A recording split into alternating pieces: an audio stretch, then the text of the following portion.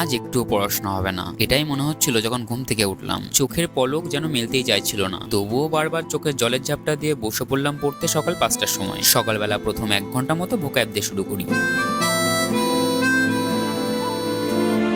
পরে 1.5 ঘন্টা মতো জিকে পড়ি। আজকে স্টাডি রুটিনের ফার্স্ট স্লট সকাল 7:30 পর্যন্ত চলে। এরপর হালকা ব্রেকফাস্টের জন্য ছাতু গুলিয়ে ছাতু খেয়ে নিলাম আর কফি দিয়ে চা বানিয়ে নিলাম। এরপর চা খেতে খেতে পড়া কন্টিনিউ করি। স্টাডি রুটিনের সেকেন্ড স্লট শুরু হয় সকাল 8টা 15 সময়। এই স্লটে ইকোনমি পড়ি আর চ্যাপ্টারের শেষে কিছু কোশ্চেন দেওয়া ছিল সেইগুলো দেখছিলাম।